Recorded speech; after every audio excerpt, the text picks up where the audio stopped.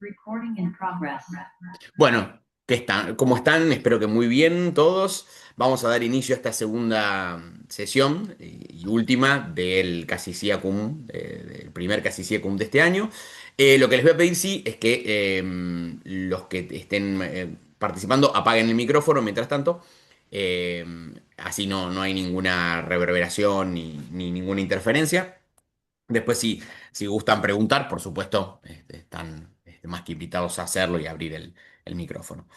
Bueno, la sesión anterior, el martes, estuvimos hablando un poco de los lineamientos generales de la obra de Hechos, de su singularidad dentro del cristianismo primitivo, de los usos que se le fue dando y la atención que atrajo, y también un poco el recorrido que se hizo a nivel exegético, crítico, desde principios del siglo XIX, fines del XVIII, hasta actualmente, ¿no? Con estas teorías que tienden a resaltar los aspectos narrativos, ¿no? Y a inscribir a hechos un poco o a comprenderlo a la luz de de la novela grecorromana, de una obra en la que se mezclan muchos intereses, no solamente el histórico, sino también el narrativo y también y fundamentalmente el teológico, ¿no? Y a ese punto, y un poco siendo ese el objetivo principal, el aglutinador, a partir de ahí vimos, bueno, cuál era la trama, ¿no? La trama geográfica del traslado, del avance de la palabra, digamos, mediada o representada en el Espíritu Santo, que sería el protagonista por excelencia, y luego figuras como claramente Pedro y Pablo representando etapas en esa expansión. Y alguna que otra figura un poco menos prominente, como la de Santiago, que representaría también, y en esto el autor claramente manifiesta su voluntad irénica y de concordia, bueno, representando también al cristianismo más judaizante. Pero todo en un clima de armonía y de concordia que está en el contexto en el que se está produciendo la obra, en el que se está redactando, buscando justamente un equilibrio o estaría, ¿no? Siempre hablando en potencial, estaría buscando un equilibrio y estaría buscando también, sobre todo, la integración y la comprensión. Particularmente de Pablo, ¿no? Personaje con el cual hemos visto hay una cierta ambigüedad. No lo considera apóstol, ¿no? Digamos, dejando la categoría de apóstol específicamente para los testigos de la vida terrenal de Jesús, diríamos del Jesús histórico, y a Pablo lo va a poner en una categoría distinta a partir de su conversión, ¿no? De la revelación recibida.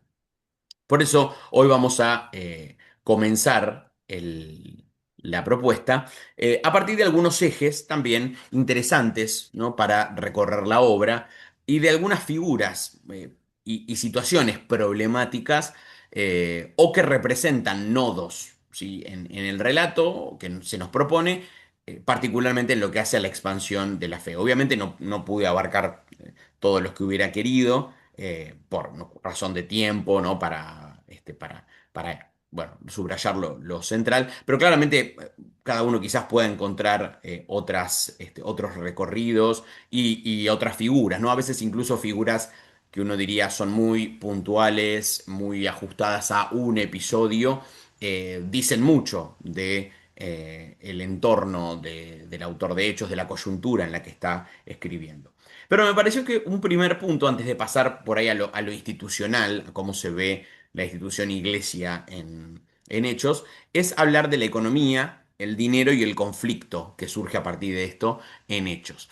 Si bien es una problemática que si consideramos que el mismo autor de Hechos es el autor de Lucas, del Evangelio de Lucas, en Hechos se nos presenta un modelo muy idealizado, lo veíamos el otro día, sobre todo en los resúmenes comunitarios del capítulo 2, del capítulo 4, de esta comunidad idílica, equilibrada y con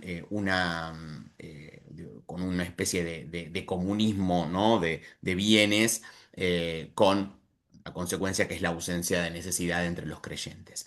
Modelo que, como dijimos, inspiró y está en la base de algunas reglas monásticas de Oriente, también de Occidente, pero que también a nivel argumental al autor le sirve, y repito en esto, ¿no? O sea, no voy a entrar en la temática de cómo se ve el dinero en el Evangelio de Lucas, que valdría la pena hacerlo más detalladamente, con figuras como saqueo particularmente y demás, el tema de la restitución económica, sino que en este relato idílico, ¿no? de los primeros tiempos apostólicos, justamente es la cuestión del dinero la que termina de quebrar a la comunidad.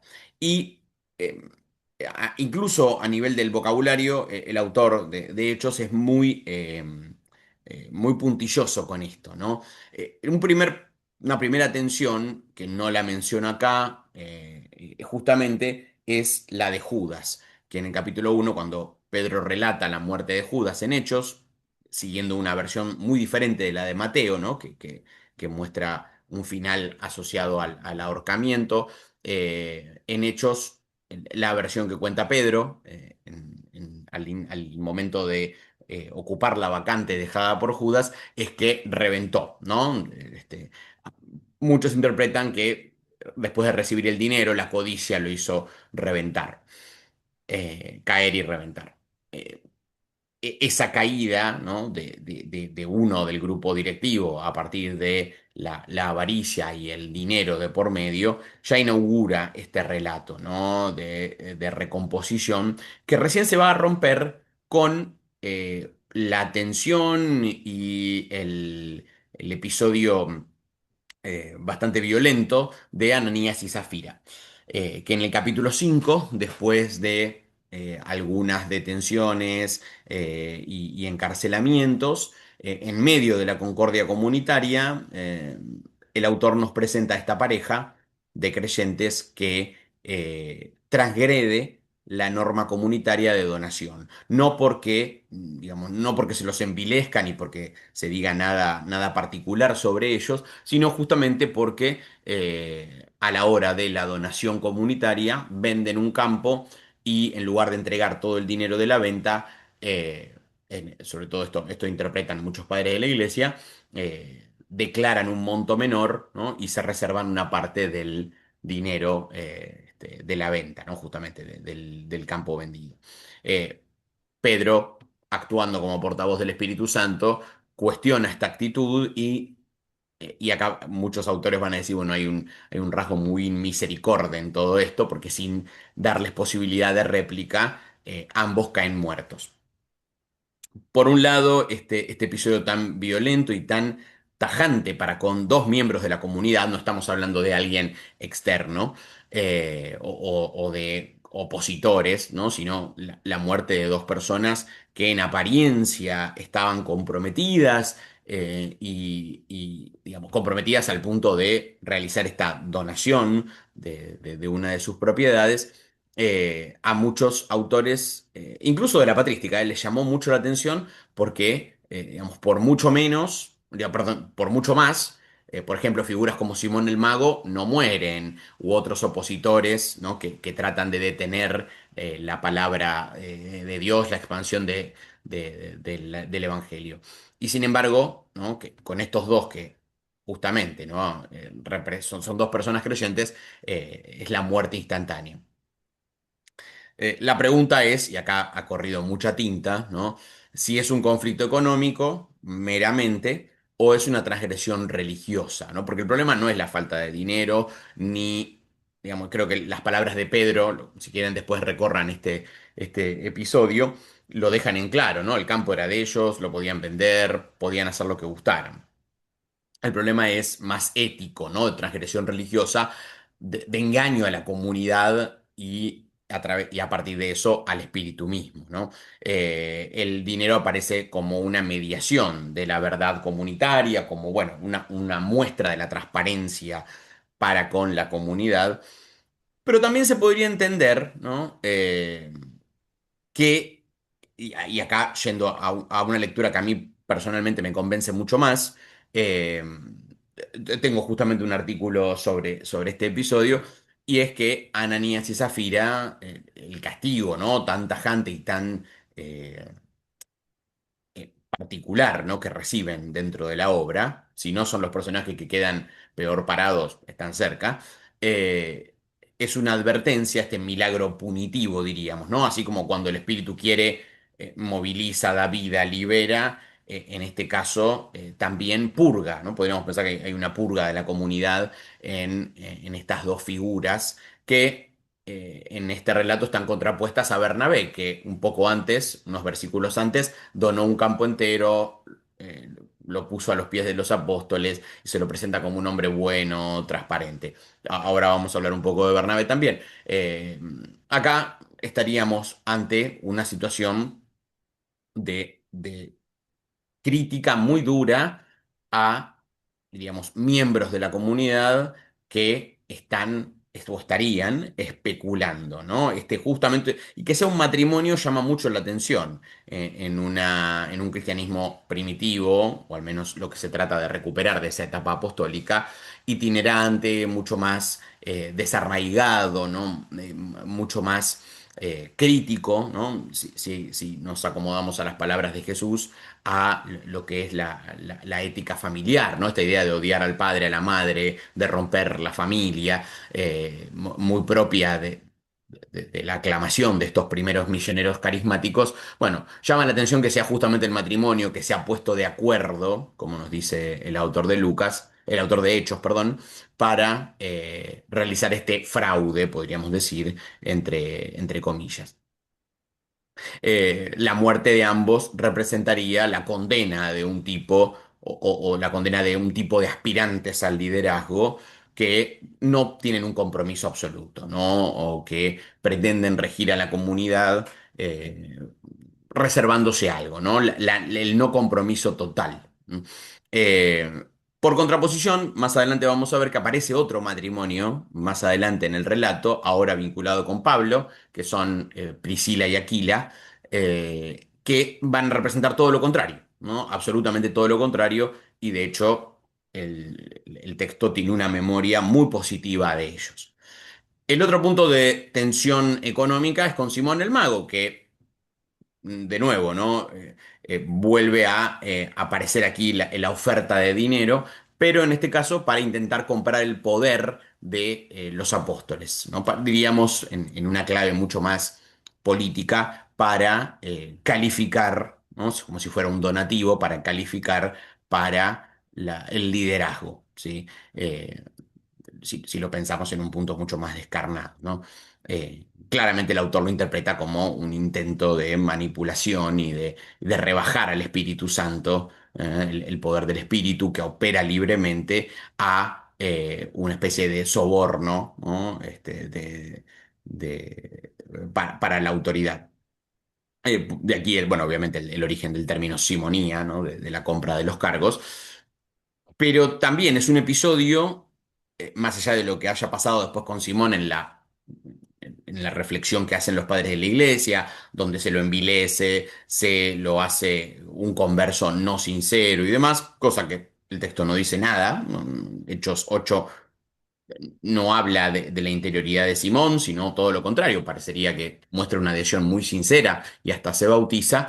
El episodio queda inconcluso porque Pedro lo reprende y él muestra arrepentimiento, pero no sabemos qué pasó finalmente, ¿no? Si en muchos casos es un poco la estrategia del autor de Lucas y de Hechos, ¿no? Presentar el conflicto, pero no la resolución del episodio, ¿no? En el Evangelio suele pasar esto en otros pasajes particulares, ¿no? El episodio de Marta y María, algunas de las parábolas, donde, bueno, hay una sentencia, pero no sabemos cómo reaccionan luego los involucrados, en este caso Simón, ¿no? Lo cierto es que quizás a los fines del autor está presente esto, ¿no? De nuevo enfrentar a los apóstoles con el tema del dinero, ¿sí? Y en este caso específicamente, podríamos decir, en la coyuntura en la que Hechos se escribe, cuestionar severamente, ¿no? La candidatura a los cargos directivos de la comunidad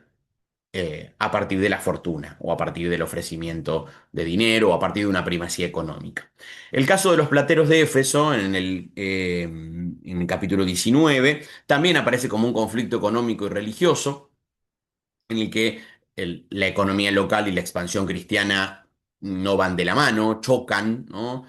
Una afecta a la otra. Esto recuerda mucho a la carta de Plinio al emperador Trajano, ¿no? Que casi podríamos decir es contemporánea de Hechos, en la que desde el Ponto y Bitinia Plinio dice, bueno, los cristianos, ¿no? Al no comer carne sacrificada y demás, boicotean, ¿no? La gente de los tenderos y demás se quejan, y cómo afectaría la economía local el cambio de actitud de los nuevos creyentes.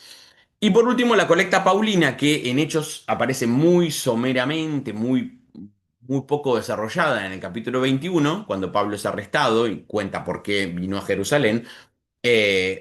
Una colecta que en las cartas de Pablo ocupa un lugar importantísimo y es también un sostén en el argumento de Pablo a favor de su apostolicidad y de la colaboración entre las iglesias, diríamos, de la gentilidad con las iglesias de Judea.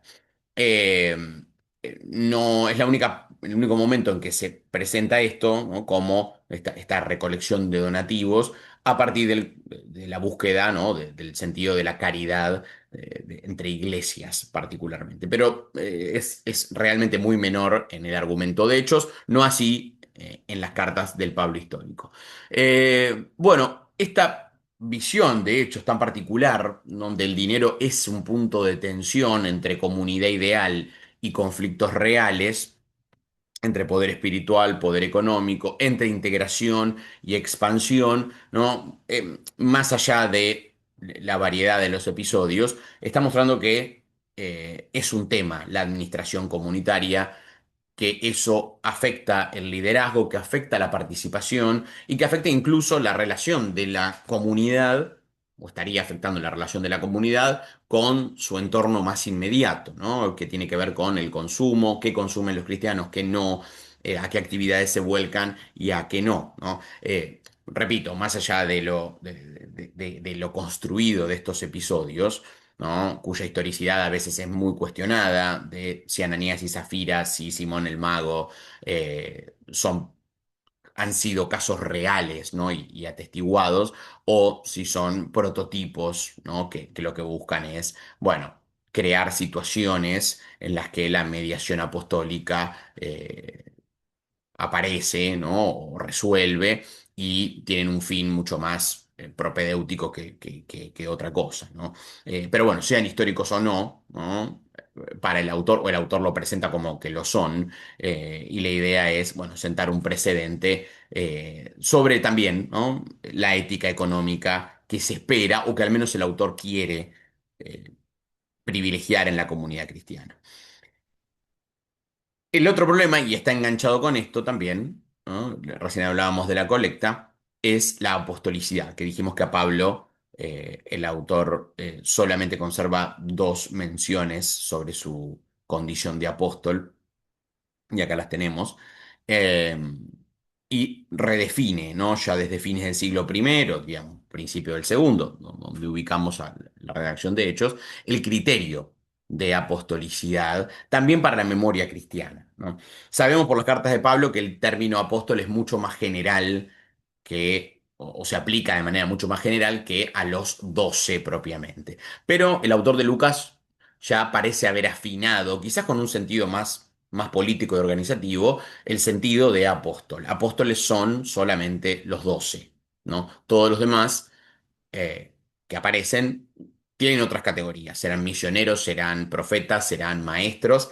eh, pero en la elección de Matías, y acá esto es lo que justifica antes de Pentecostés, ¿no? No solamente la primacía de Pedro, ¿no? Que antes que llegue el Espíritu Santo ya está poniéndose al frente de la comunidad, sino que este episodio tan particular de reconstitución de la comunidad parece tener un sentido digamos, de conciliación, ¿no? Y de dejar tranquilos a aquellos que cuestionan la apostolicidad de Pablo, ¿no? Porque al elegir a Matías, lo que se marca como criterio es que tienen que elegir a alguien que haya acompañado a Jesús desde el bautismo en el río Jordán hasta su resurrección, que hayan sido testigos de su ministerio, ¿no? Eh, y por ende, en eso Pablo no califica, ¿no? El énfasis en esas condiciones hacen que Pablo quede fuera. Digamos, no creo que haya que entenderlo, en esto me alineo con los que piensan que no hay que entenderlo como una crítica a Pablo, ¿no? Sino que lo que está tratando de hacer el autor de Hechos es ordenar esa historia antigua, ¿no? De la comunidad. Y por eso remitir y encapsular al apostolado como ese ministerio histórico e irrepetible, ¿no? Fundado en el testimonio de la vida pública de Jesús y en eso los 12 serían un grupo cerrado, ¿no? Y que no tuvo expansión, no tuvo ninguna continuidad, ¿no? En cuanto a la transmisión de este título. Eh, por eso le interesa, ¿no? Que la reconstitución del colegio apostólico, bueno, tomándonos el permiso de decirlo así, se dé incluso antes de Pentecostés, ¿sí? Eh, por eso, fíjense que acá, bueno, hice un paralelo, ¿no? Cómo aparecen los 12 como aparece Pablo en Hechos. Los 12 son testigos del ministerio histórico, estuvieron con Jesús desde el bautismo y reciben el título de apóstoles, ¿sí? Concreta y en eso, concreta y exclusivamente, y en eso el autor de Hechos es muy claro, y son el fundamento de la iglesia, ¿no? Naciente en Jerusalén. Y Pablo en Hechos aparece como llamado por el resucitado, en el capítulo 9, no conoció al Jesús terreno, ¿no? Algo que lo pone en gran sintonía, como veíamos con las cartas, ¿no? Esta idea de que Pablo no, digamos, supuestamente sabe claramente, debe saber cosas del Jesús histórico, pero no es el centro de su predicación, ¿no? El Jesús de la historia, sino el Cristo glorificado. En 2 Corintios, a mí siempre me llama la atención, ¿no? Que cuando se defiende, Pablo insiste frente a los que él llama los superapóstoles, ¿no? Los que han venido a alterar un poco el orden que él ha sembrado en la comunidad de Corinto, dice, si conocimos a Cristo según la carne, ya no lo conocemos así. Es como diciendo, bueno, ese Jesús histórico ya está, ¿no? El Cristo resucitado, glorificado es mucho más, ¿no? De ahí que su experiencia, su revelación justamente lo coloque, o él mismo lo vea, ¿no? Como que lo colocó en otra categoría, donde también es apóstol, pero de otra forma, ¿no? En Hechos solamente en el capítulo 14, después lo pueden buscar, en la primera misión de Pablo, en el primer viaje misionero, en el versículo 4 y en el versículo 14 del capítulo 14, se lo llama apóstol, ¿sí? Excepcionalmente, y acá quizás tenga que ver en alguna cuestión de qué fuente usó el autor, si es un descuido, si, bueno, hay varias opciones de por qué justamente y solamente ahí lo llama apóstol. Y si es, diríamos, un enviado privilegiado, elegido, particular a los gentiles. A veces podría entenderse que cumple un rol, al menos dentro de la comunidad de Antioquía, que ahora vamos a hablar, medio, diríamos, asociado a la actividad de un maestro, pero quizás el término que mejor le cabe es el de misionero, ¿no? A Pablo, un misionero, digamos, por excelencia, pero no precisamente apóstol. En eso el texto se cuida bastante, aunque no va a tener éxito, ¿no? Porque Pablo, para todo el resto de la literatura patrística, va a ser el apóstol por excelencia, ¿no? Eh, como decía, ¿no? Pablo en el primer viaje aparece como profeta y como maestro. Después es presentado sobre todo como enviado por el Espíritu, misionero, un testigo específicamente del resucitado y instrumento de los gentiles. Y con esto, de nuevo, ¿no? Lucas no quiere atacar la autoridad de Pablo, todo lo contrario, sino iluminar la legitimidad, podríamos decir, sin ponerse en contra, ¿no? Sin alterar a los otros, ¿no? A los que le tienen cierto resquemor a Pablo o a tradiciones cristianas con las que digamos, para las que Pablo no sería un personaje tan querido, tan popular, ¿no?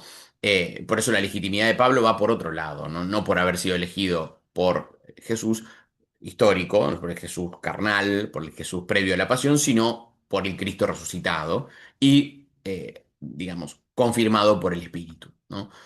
Es muy diferente y quizás en esto tenga que ver, y hecho sea un coletazo, de lo que encontramos en las cartas históricas de Pablo, ¿no? Donde él insiste eh, vehementemente en su apostolicidad, ¿no? Su condición de apóstol, porque vio al Señor resucitado, porque recibió directamente de él su misión, según en lo que dice en Gálatas. No la recibió la misión de la prédica de Pedro ni de otros ministros, podríamos decir, sino de una revelación concreta, digamos, más, mm, para muchos autores, más pensándolo desde el lado profético, ¿no? De una elección divina directamente, ¿no? En este caso, el autor de Hechos toma un criterio diferente, ¿no? El apostolado es haber acompañado a Jesús, ser testigo del ministerio terreno, ¿no? En eso Pablo no califica, ¿no? Pero posee una autoridad misionera extraordinaria, ¿sí? Y por eso se cuida mucho de cómo lo pone en oposición a Pedro, ¿sí? Los dos en hechos están marcados como, digamos, como representantes, como actores de la misma obra, ¿no? Como constructores y anunciadores del mismo evangelio, impulsados por el Espíritu, justificados ambos por el Espíritu, y ninguno reemplaza al otro, ¿no? En eso el texto es bastante equilibrado, comparten la misión, sin embargo la identidad de ambos en algunos momentos se marca como distinta, ¿sí? Eh, y Pablo es el garante de la misión universal. En eso no hay duda. No es Pedro, ¿no? Aunque Pedro la anticipa, y vamos a ver en qué, sino que es Pablo justamente con sus viajes, sobre todo el segundo, que es el que más le dedica espacio el autor de Hechos. Pero esa distinción entre los apóstoles y Pablo, ¿no? Como enviado del Espíritu o del resucitado, justificaría, bueno, por qué la elección de Matías aparece como algo tan importante en el texto y también la forma en la que Pablo se presenta. Ahora, de los apóstoles pasamos a otro, diríamos, ministerio que también le interesa al autor de Hechos, que es el diaconado. Y al diaconado también lo presenta fruto de una tensión interna comunitaria, ¿no? Con el caso de las viudas de los discípulos de habla griega, eh, o de los discípulos que hablaban griego porque venían de la diáspora, ¿no? Eh, y la dificultad que parece ser administrativa y cultural, ¿sí? Digamos, mejor dicho, oculta bajo lo que parecería otra cosa, ¿no? Una cuestión de servicio, lleva a que la autoridad apostólica, ¿sí? Resuelva una división de tareas, ¿sí?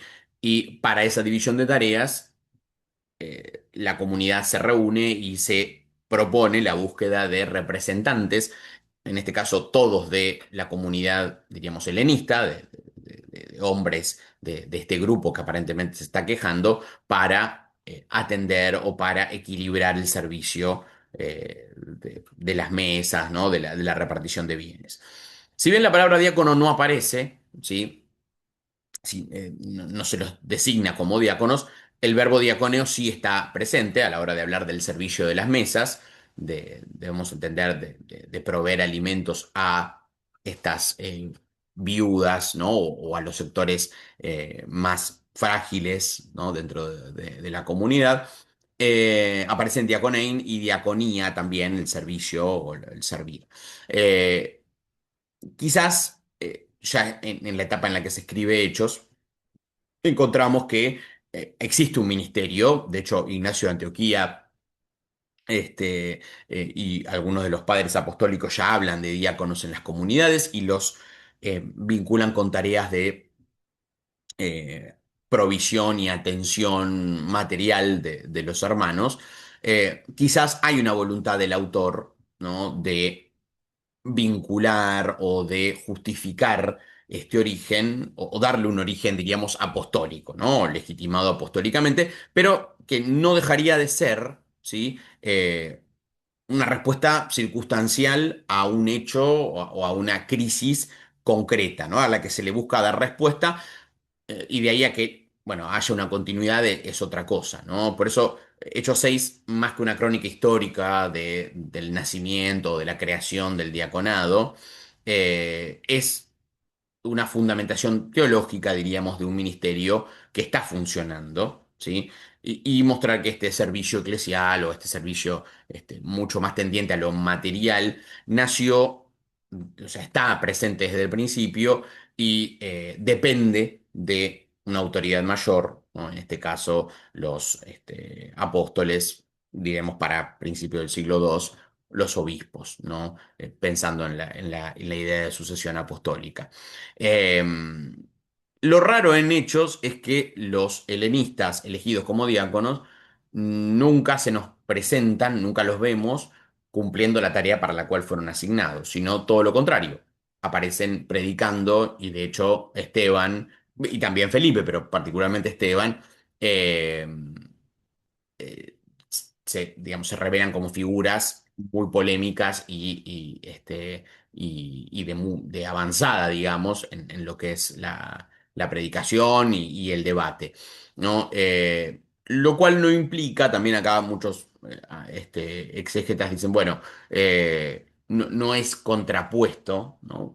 No es incompatible que los presbíteros, los diáconos, perdón, cumpliesen ambas tareas, ¿no? Que más allá de la asistencia material, eh, cumpliesen un rol, digamos, de adoctrinamiento, de enseñanza, a partir, ¿no? O aprovechando esos espacios, ¿no? Por eso decían, bueno, no sería tan contradictorio encontrarlos haciendo ambas tareas, ¿no?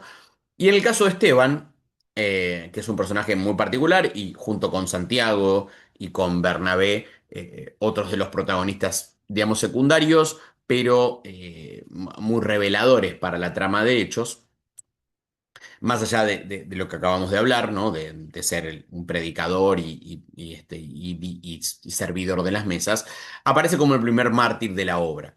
Eh, y no solamente eso, sino que el discurso que él profiere, ¿no? Ante el Sanedrín antes de su ejecución, ofrece una relectura de la historia de Israel en la que se relativiza contundentemente la centralidad del templo y se enfatiza, por el contrario, la acción de Dios por fuera de Jerusalén y por fuera del templo.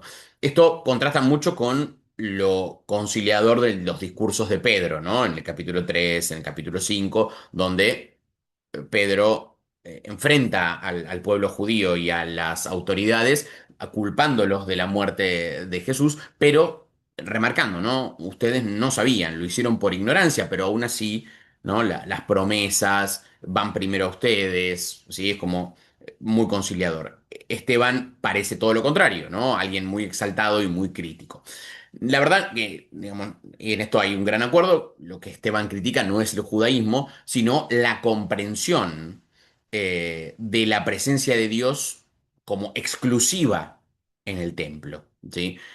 Cuando cita a Isaías diciendo el Altísimo no habita en casas hechas por manos humanas, no ataca al templo en tanto institución, que ya de por sí era bastante cuestionado por todas las sectas judías del momento, sino la idea de que solamente la presencia de Dios está ahí, ¿no? Y por eso recorre o vuelve a contar la historia de Israel, señalando justamente los momentos en los que Dios, digamos, interactuó no estando en el templo, ¿no? A Abraham antes de salir de su tierra, con José en Egipto, con Moisés en el desierto y luego con la tienda de la presencia, ¿no? Como diciendo, bueno, a Dios no se lo puede encerrar, está más allá de cualquier límite geográfico o cultural, ¿no? Y en esa presencia de Dios, en la marginalidad, por fuera de esa exclusividad religiosa,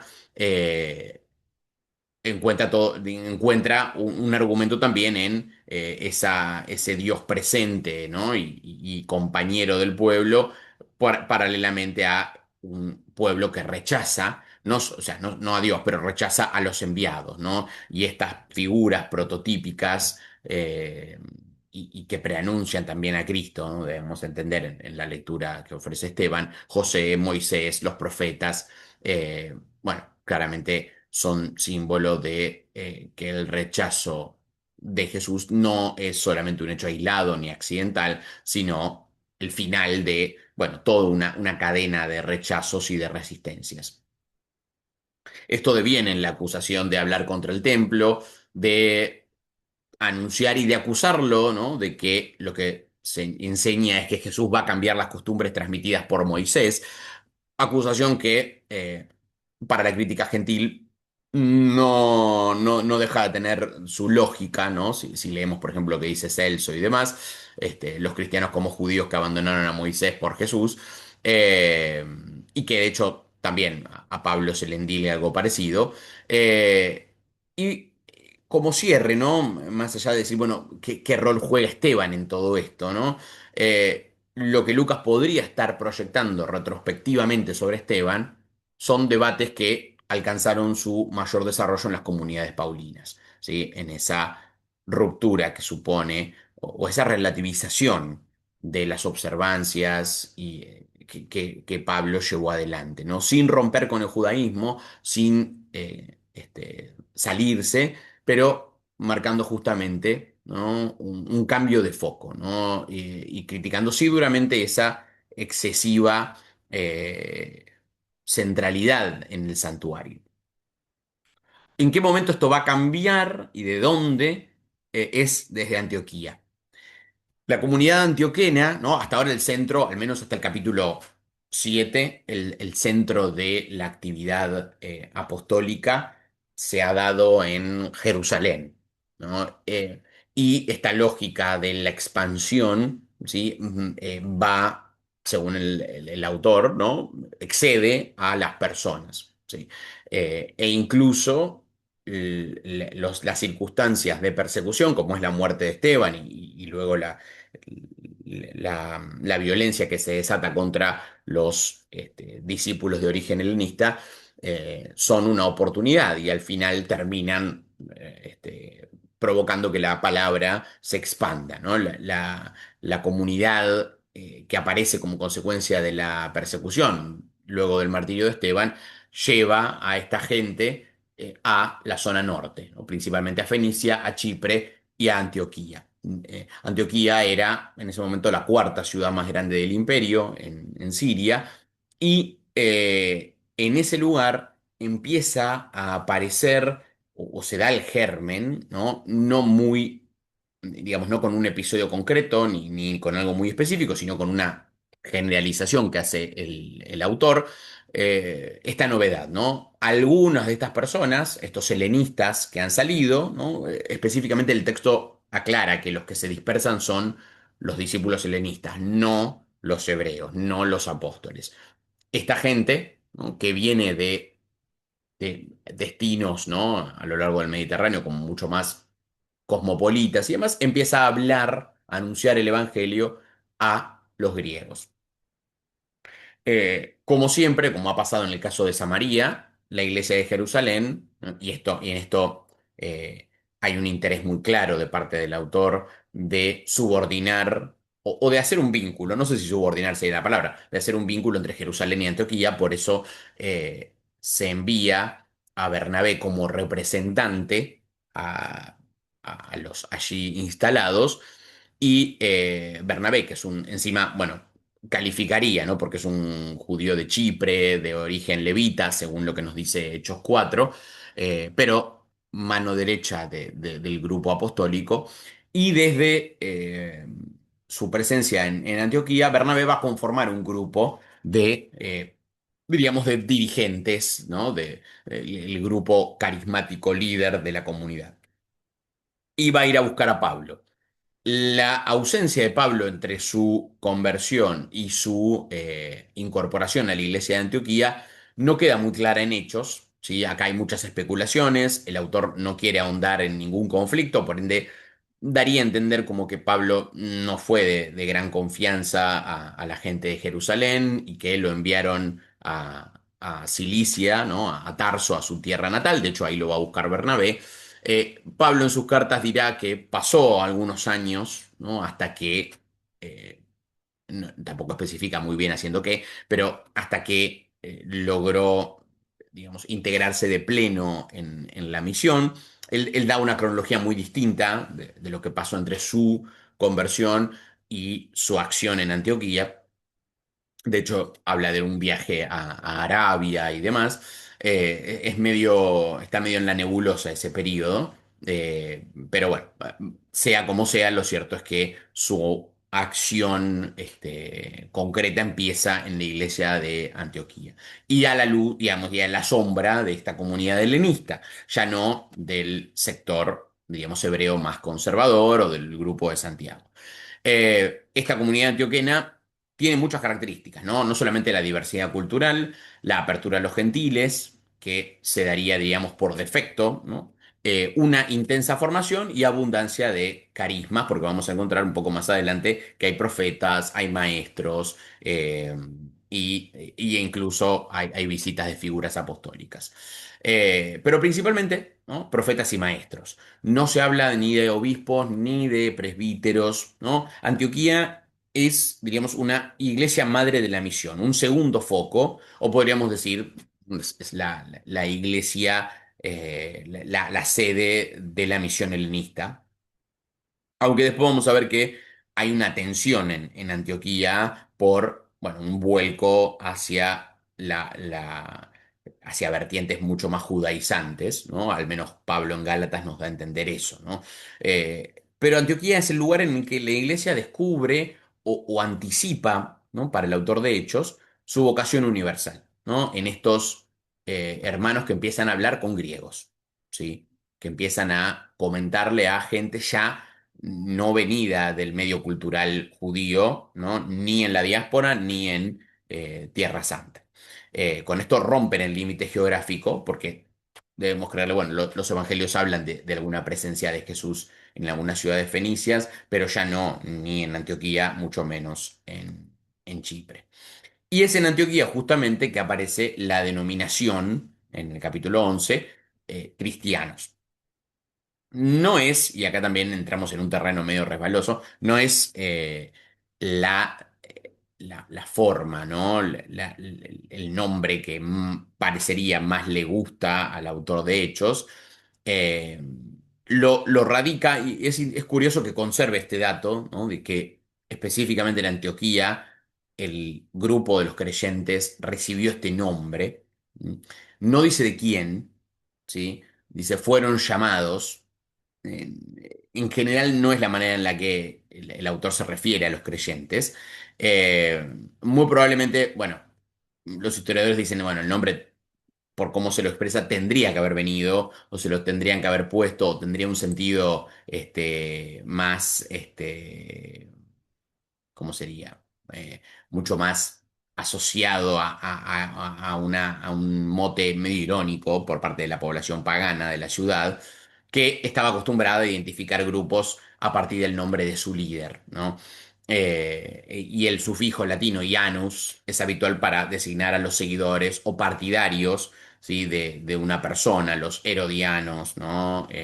Bueno, aquí los cristianoi significarían los de Cristo, los partidarios de Cristo, pero tiene un sentido hasta muy político, ¿no? Muy político. Los partidarios, los ungidos, ¿no? Eh, puede tener un mote medio cómico. Pero Lucas no lo adopta como el término habitual para referirse, por eso hay quienes dicen, bueno, claramente no le gusta, da cuenta de esto, pero no es lo que más le gusta. Hay otras expresiones, ¿no? Los discípulos, los hermanos, los creyentes, los santos. Pablo en las cartas no conoce este término, y eso que Pablo ha vivido en Antioquía, pero nunca habla de cristianos. Eh, sí de los santos, sí de los santos, en el sentido de la pureza que se espera de la comunidad, ¿no? De este sentido de pertenencia, o el camino, ¿no? Que Jodos es algo que se repite mucho, esta expresión en Hechos. Algunos hablan de los nazarenos, todas denominaciones formas de llamarlos que parecen gustarles mucho más, ¿no? podría entenderse que cristianos simplemente era una novedad en la forma de llamarlos o que no habría sido generalizado en el primer momento. Pero bueno, vale la pena remarcar, ¿no? Este detalle en el que el autor de Hechos se detiene específicamente en Antioquía y vinculado justamente a este grupo de helenistas mucho más cosmopolita, mucho más integrado. Y de ese grupo, Bernabé como cabeza, decíamos recién, ¿no? No solamente un judío de origen levita, natural de Chipre, que aparentemente tiene una buena posición económica porque vende y entrega, vende un campo y entrega el dinero a los apóstoles, y su mismo apodo, Bernabé, el hijo de la consolación o el hijo de la exhortación, ¿sí? Eh, según cómo se entienda, es la mano derecha una de las manos derechas del grupo de Jerusalén, ¿sí? Y es el que le sirve digamos, de puerta de acceso a Pablo y también narrativamente, ¿no? Para justificar a Pablo al autor de Hechos, ¿no? Diríamos Bernabé en este caso, y en esto mucha de la exégesis reciente va a esto y ahora les agrego algo. Bernabé es el que lo presenta a Pablo ante los apóstoles, ¿sí? No es Pablo solo, como él dice en Gálatas, de hecho, no lo nombra a Bernabé cuando habla de cómo se subió a Jerusalén a conocer a Pedro, pareciera que todo fue de motu propio. Y acá encontramos alguna tensión. De hecho, Pablo en sus cartas, si bien son ya del segundo viaje apostólico en el que está con Silas, con Timoteo y con Tito, ya ha habido una ruptura con Bernabé. eh, el autor de Hechos capitaliza la presencia de Bernabé como alguien leal, fiel y de confianza para el grupo de los 12, o sea, para los hebreos, pero también como puente con la nueva fundación de Antioquía y particularmente con Pablo, ¿no? Es como el garante de Pablo es Bernabé. Eh, por eso lo va a buscar, ¿no? Lo va a buscar a Tarso y ahí lo incorpora a la misión, ¿no? O sea, sin Bernabé, Pablo habría quedado aislado, ¿sí? Es el puente, ¿no? Y de hecho, la forma en la que se elogia a Bernabé en la obra, como un hombre bueno, lleno del Espíritu Santo, o sea, es casi única en todo Hechos. Creo que Bernabé merece un capítulo aparte, ¿no? Es una personalidad central. No es un líder carismático, sino que simplemente es alguien que muestra una obediencia perfecta a la hora de la venta, de la entrega, genera comunión, ¿no? Presenta a Pablo, lo va a buscar y sabe discernir, porque en el capítulo 13 es uno de los convocados por el Espíritu. En las cartas, Pablo, si bien no lo menciona en su proceso de integración, relata sí un enfrentamiento en que Bernabé, en el caso de la cuestión de Antioquía, cuando él comparte la mesa con judíos y gentiles, Pedro también, pero al llegar los enviados de Santiago, Pedro se empieza a retraer y siguiéndolo a Pedro, Bernabé también hace lo mismo. Marcaría, si bien él no enfrenta a Bernabé, enfrenta a Pedro, marcaría una crisis, ¿no? Para muchos, algo que en Hechos, después veremos, ¿no? El inicio del segundo viaje apostólico está como suavizada la disputa con Bernabé, que tiene que ver con cuestiones de método y cuestiones de acompañantes. Acá parece que tiene que ver con un alineamiento de Bernabé con el sector más conservador, con el sector más judaizante. Es una hipótesis, no nos da tantos datos como para tampoco bueno, asegurarlo tan tajantemente, pero lo cierto es que hubo una ruptura en algún momento, ¿no? Entre ambos. Y más allá de que no la presente como tal, el autor de Hechos lo sabe, ¿sí? Sabe de ese desacuerdo, que lo presenta como un desacuerdo pastoral más que como un conflicto doctrinal, como parecería entenderse por la carta a los Gálatas. Pero este Bernabé, que es puente, ¿no? El vínculo entre ambos, quizás hay un autor que recientemente postuló que, por ejemplo, los pasajes que se habla en primera persona del plural en Hechos, ocurren o empiezan a darse después de que Pablo se separa de Bernabé. Como diciendo, bueno, antes de la ruptura con Bernabé era Bernabé el que justificaba a Pablo, porque Bernabé parece ser un personaje, diríamos, un padre fundador muy querido y muy conciliador y alabado incluso por los sectores cristianos más judaizantes.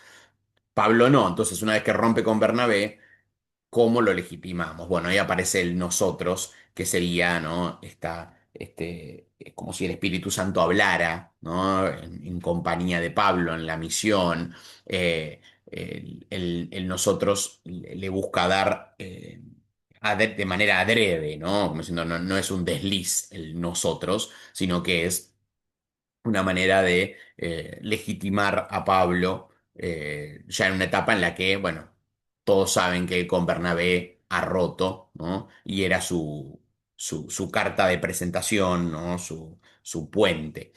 Eh, Más allá de eso, el encuentro y también el momento de equilibrio de Pablo va a darse en el Concilio de Jerusalén, en el Acuerdo de Jerusalén, que normalmente se suele fechar hacia el año 44, ¿no? Resultado también de las tensiones, es decir, bueno, la gran pregunta, ¿no? Ante el avance de la conversión de gentiles, la pregunta es, ¿hay que imponerles o no a los gentiles la integración plena a la ley de Moisés con circuncisión incluida? Eh, que esté en el capítulo 15 justamente, marca la culminación de un proceso, diríamos, que se ha iniciado antes de facto, ¿no? Podríamos decir que ya en el capítulo 8 este proceso se ha ido adelantando. ¿Con qué? No solamente con los helenistas predicando en Antioquía a griegos, sino también con la conversión de Cornelio por parte de Pedro, su bautismo y la llegada del Espíritu, la fundación de Antioquía y también el primer viaje misionero de Pablo y Bernabé a la zona de Cilicia y el sur de Asia. Hay como una preparación previa, ¿no? Y si bien la pregunta es, ¿no? Que ya está resuelta, el autor de hecho se escribe desde un conflicto ya resuelto, ¿no? Que ha dejado sus consecuencias, pero que ya está prácticamente, que ha quedado lejano, ¿no? ¿Cómo se entra el pueblo de Dios? Bueno, los sectores más conservadores dirán circuncisión y cumplimiento de la ley total. Pero Lucas lo que va a hacer, el autor de Hechos, es organizar el debate en las tres voces principales, ¿sí? Que lo que hacen las dos primeras, Pedro primero recordando el episodio de Cornelio y Pablo y Bernabé narrando su experiencia misionera con los gentiles en Listra, en Iconio, en Chipre, es justamente, diríamos, dar cuenta de que de facto ya está pasando, ¿no? De que más allá de todo, ¿no? Cornelio es el que lo manda a buscar a Pedro y en el caso de Pablo y Bernabé, son los mismos gentiles los que se van acercando, ¿no? Ni siquiera hay una búsqueda, no es como que va más allá de ellos. Y Santiago, que hemos dicho que es un personaje secundario, ¿no? Pero importante dentro de la trama, lejos de oponerse o de mostrar una distancia, interpreta bíblicamente lo ocurrido, ¿no? Del sector más legalista le da un marco bíblico, citando la profecía de Amós. Por eso el decreto apostólico, la carta que cierra el capítulo 15, no impone condiciones para la salvación, sino simplemente normas que están destinadas a una buena convivencia entre cristianos provenientes del judaísmo o que tengan o que quieran preservar la práctica de la ley, cosa que no se condena, y los que vengan de la gentilidad, que tienen algunas normas mínimas vinculadas a la pureza y a la participación de la mesa común. Por eso, en la perspectiva de Lucas, este concilio representa la confirmación eclesial de un camino que diríamos Dios ya había inaugurado, ¿no? O sea, o que el Espíritu ya venía tejiendo en Cornelio, en Antioquía, en la misión de Pablo, y luego el discernimiento de la iglesia reunida y su reconocimiento oficial. Es como, bueno, darle legalidad, ¿no? A algo que ya venía pasando, ¿no? Este rasgo de la teología lucana es muy claro, ¿no? La iglesia no decide arbitrariamente el rumbo de la misión, sino que interpreta y ratifica lo que el Espíritu ya empezó a realizar, ¿no? Ya está en camino, ya no se puede parar, ¿no? Es algo que va más allá de la voluntad humana, ¿no?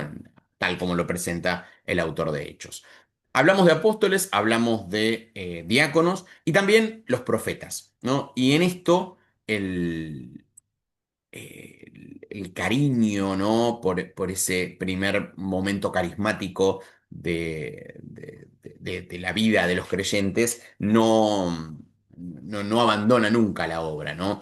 En Hechos, la profecía no significa simplemente que se anuncien acontecimientos futuros, sino en esta misma clave, ¿no? Interpretar, discernir, ¿no? La acción de Dios en el presente, orientar a la comunidad en el cruce, ¿no? En la tensión.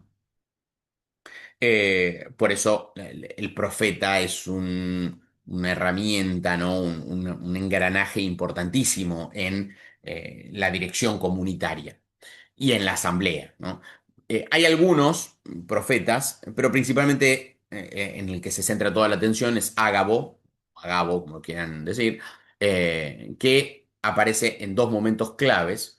Primero, anunciando en el capítulo 11 el hambre del periodo de Claudio, hacia el año 40, y en este caso la profecía tiene una función pastoral, ¿no? Hacer que la iglesia se prepare para afrontar una crisis, la ayuda y la solidaridad que de eso surgen. Y luego, hacia el final de la obra, en el capítulo 21, cuando Pablo regresa a Tierra Santa y entra por Cesarea, Agabo lo encuentra y con un gesto al estilo de los antiguos profetas israelitas, toma el cinturón de Pablo, se ata las manos y los pies, ahí tenemos una imagen en un cuadro, y anuncia que Pablo va a ser entregado a Jerusalén, ¿no? Esto no altera la decisión de Pablo de ir a la ciudad y de hacer lo que tienen que hacer, ¿no? La libertad siempre está. El profeta simplemente lo que hace es anunciar, advertir, aportar al discernimiento. Hay profetisas, sí, las cuatro hijas de Felipe, el diácono, vírgenes que profetizaban, no se les da voz en la obra, ¿sí? Pero bueno, están ahí también para... después hay otras tradiciones que Eusebio de Cesarea recoge respecto de la acción de estas hijas de Felipe en la iglesia asiática, principalmente en Éfeso y en otras localidades. Lo que muestran en Hechos es que la profecía, o como decía el texto de Joel, también va dirigida a las mujeres, que hay actividad de profetismo femenino, ¿no? Y otra literatura temprana cristiana también habla de esto, ¿no? Por contraparte, hay otra profecía que irónicamente y hasta en un tono cómico está inducida, ¿no? O presentada en el capítulo 16, cuando Pablo y Silas llegan a Filipos, que es la esclava oracular, la esclava con el espíritu pitón, que claramente representa la intervención de Apolo, ¿no? Como este dios de los oráculos. Si bien la esclava, que a los gritos sigue a Pablo y a Silas, reclamando, ¿no? Que estos hombres son siervos del Dios Altísimo y les anuncian un camino de salvación, dice la verdad perfectamente, ¿no? No miente, es como cuando hablan los demonios frente a Jesús, ¿no? No mienten, no ocultan su discernimiento. Y Pablo, en un gesto también bastante polémico, ¿no? No obrando por misericordia, sino por el cansancio, el hastío, diríamos ya también violentamente, la exorciza, ¿no? Elimina el espíritu. Lo cual le trae consecuencias muy negativas, lo arrestan y demás. Pero más allá de eso, ¿no? Con esta muchacha que profetiza, el autor también, ¿no? Le sirve para construir, ¿no? Para marcar la diferencia entre lo que sería la inspiración cristiana, pensando que en la misma obra está Ágabo, ¿no? Y las prácticas adivinatorias gentiles, ¿sí? Que pueden decir la verdad, por eso el problema no es el contenido del mensaje, ¿no? Los demonios también dicen la verdad, sino el origen, ¿no? La comunidad cristiana reconoce una manera auténtica de profecía. ¿sí? La que procede del Espíritu Santo, la que se da bajo ciertas categorías, ciertas condiciones en el contexto comunitario y que lleva digamos, como efecto, ¿no? A la consolación y también al discernimiento. No todas las profecías son sencillas. A ver, el siglo segundo fue un siglo en el que la profecía sufrió duramente por ser un carisma asociado a los orígenes cristianos, entre la emergencia de autoridades locales que monopolizan, ¿no? Las figuras episcopales principalmente, el discernimiento que antes un poco recaían estas figuras, y por otro lado, sectores que se niegan a abandonarla, ¿no? Y que van a dar origen, por ejemplo, al movimiento montanista, donde hay un revival profético muy particular. Acá, bueno, de dónde no es tanto el mensaje, sino el contexto, el portavoz, las condiciones en las que la profecía se tiene que dar, ¿no? Hay un discernimiento espiritual. La verdad del anuncio depende del espíritu que le inspira, ¿no? Y obviamente a partir de ahí también las consecuencias que eso traerá. El otro núcleo, también importante, hablamos de Jerusalén, hablamos de Antioquía y el otro eje, ¿no? Es Corinto. En Corinto encontramos el núcleo y el epicentro del éxito de la misión entre los gentiles. También lo va a hacer Éfeso, ¿sí? De otra manera, pero entre Corinto y Éfeso encontramos esto, ¿no? La continuidad del anuncio que sigue pese al rechazo de la sinagoga y la protección providente de Dios sobre el apóstol, ¿no? Siempre la lógica, sobre todo en el segundo viaje, ¿no? La llegada de Pablo y Silas, la predica en la sinagoga, la atención, la salida y la búsqueda de la comunidad gentil, ¿no? En Corinto es interesante que, igual que en Éfeso, se especifica qué tiempo estuvo Pablo ahí. Hechos recoge específicamente que fueron 18 meses, lo cual no parecería ser algo contradictorio con las cartas que se dirigen a esta localidad. Y sí fue una base importante en la actividad evangelizadora, ¿no? Tan grande que bueno, las cartas, hay dos cartas a los Corintios y se supone que eran mucho más que dos cartas, ¿no? Y que la relación de Pablo con esta comunidad fue realmente compleja, ¿no? En lo que es el relato de Hechos, el juicio ante Lucio Junio Galión, el procónsul, que también lo tenemos atestiguado por otras fuentes, ¿no? A este personaje, y un poco a partir de la presencia de Pablo en Corinto y que haya sido contemporánea de Galión, es a partir de lo cual se construye la cronología de Pablo, ¿no? Pensando en el consulado de Galión, que habría sido hacia el año 51. Eh, para Lucas, incluir a Galión tiene un sentido apologético, ¿no? Porque Galión se niega a intervenir en el juicio contra Pablo, que llevan adelante los judíos de la localidad, y por eso aparece como, bueno, marcando esto, ¿no? Que el cristianismo aparece como un movimiento que no constituye un peligro político para Roma, ¿no? Galión se desentiende del tema en la misma línea que veníamos pensando, ¿no? De que el relato de hecho el relato de Hechos está muy interesado en recoger esta clase de episodios en los que la autoridad romana no lo libera a Pablo, ¿no? Porque lo traen los judíos presos, pero tampoco lo condena, ¿no? Directamente marca que no hay ningún problema con esto. Eh, sí, es verdad que en las cartas, volviendo al tema anterior, ¿no? Si uno leyera solamente Hechos, tendría la impresión de que Corinto es una comunidad estable, exitosa, donde Pablo se sintió muy a gusto y que de hecho hasta contó con cierta protección de la justicia romana, pero en las cartas el panorama es muy distinto. En las cartas, de hecho, hay conflicto entre Pablo y los corintios, hay competencia apostólica en Corinto. Luego de la salida de Pablo, aparecen otros apóstoles cuya identidad no tenemos muy en claro, pero sí debemos pensar que son mucho más, tienen una tendencia mucho más judaizante y que denigran la apostolicidad de Pablo y que no se alinean con él. Pero en realidad la pregunta es, bueno, Lucas sabía todo esto, ¿por qué no contó estas cosas? Bueno, lo cierto es que no es que se niegue esa realidad, sino que simplemente no es el propósito narrativo, ¿no? En Hechos, No es que se evite el conflicto, porque en general, donde hay conflicto, siempre hay algún indicio mínimo, aunque sea.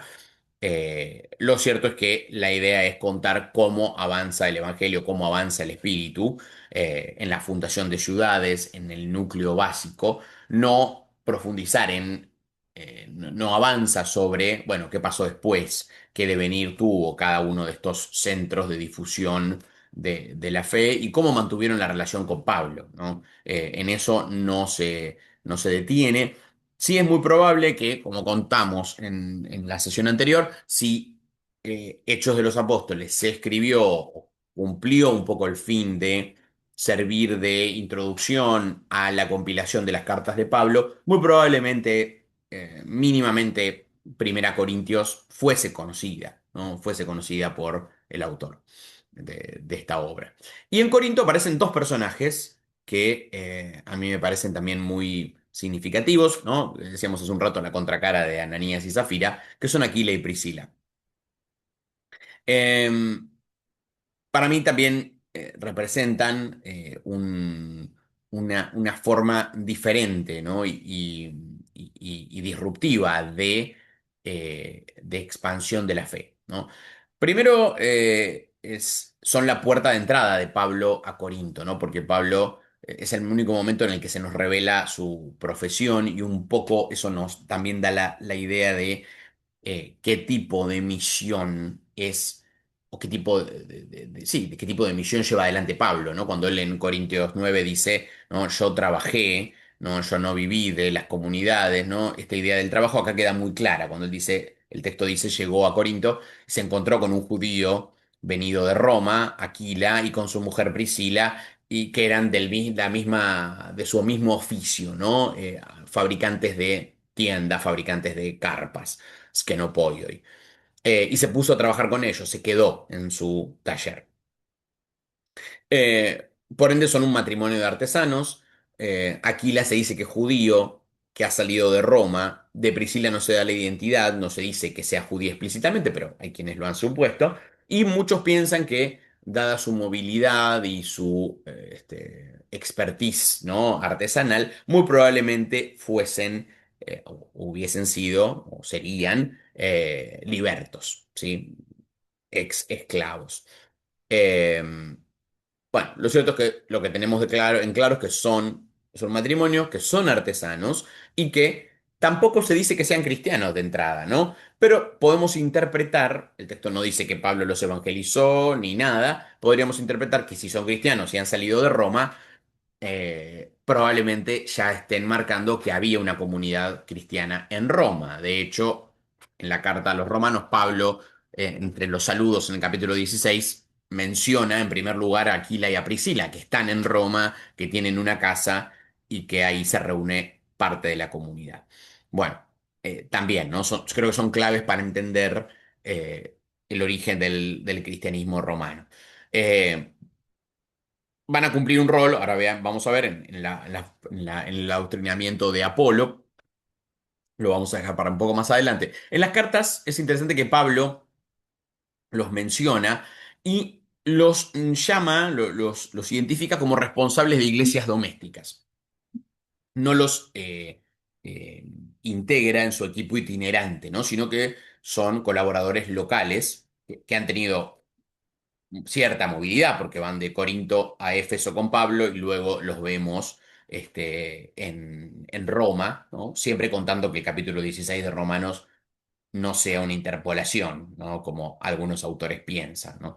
Eh, pero son colaboradores de enorme prestigio y figuras con notable autonomía respecto de Pablo, ¿no? Están vinculados, pero no dependientes, ¿sí? Y ahora vamos a ver qué diferencia hay con Hechos.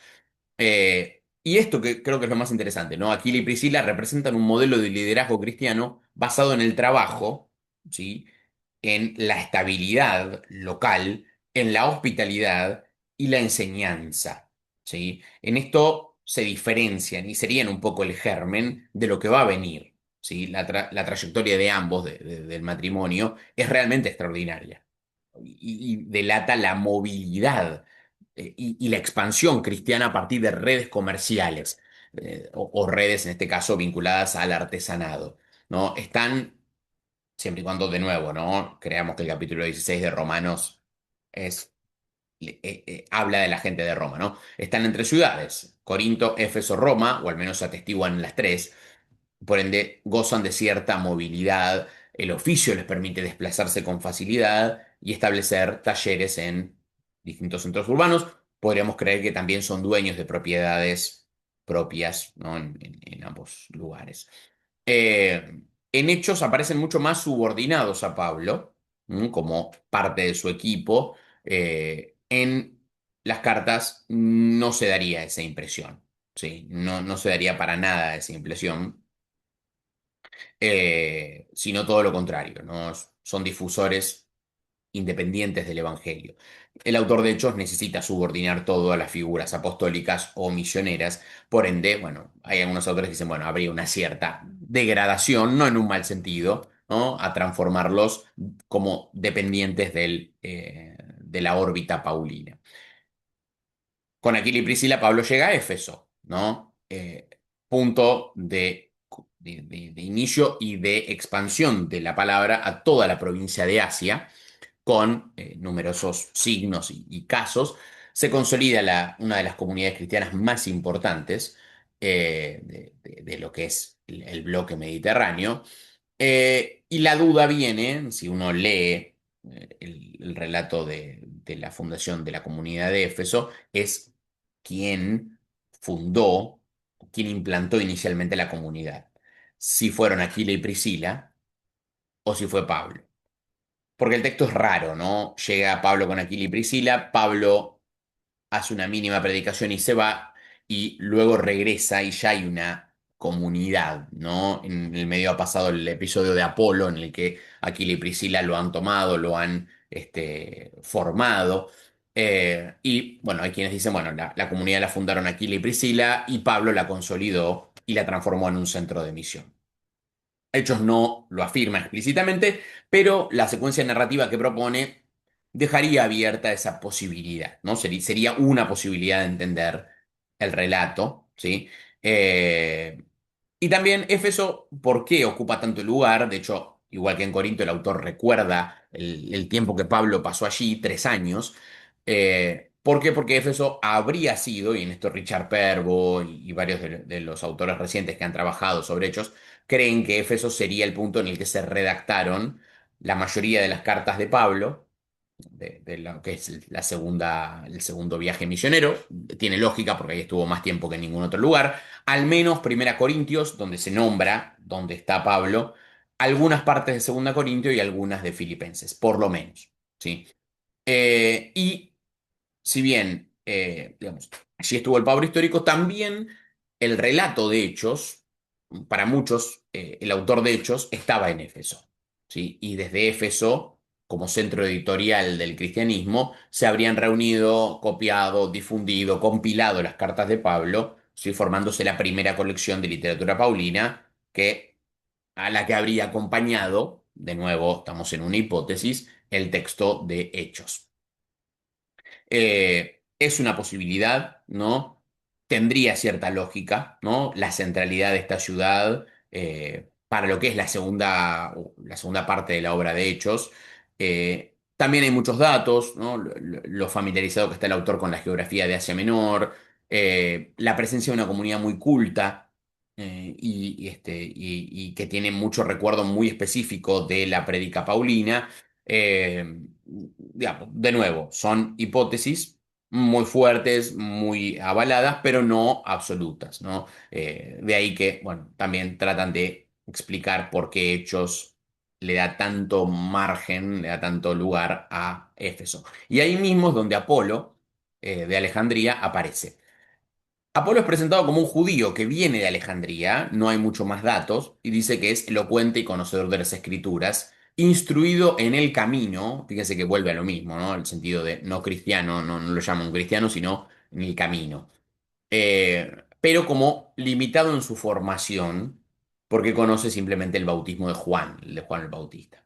Eh, es interesante que Lucas aclare que Apolo viene de Alejandría, ¿sí? Alejandría junto con Roma y Antioquía, eran las mayores ciudades del imperio, y además, por sobre Antioquía, inclusive Alejandría es un centro intelectual y ha sido la base del judaísmo helenístico, ¿no? De la traducción de los 70 y demás.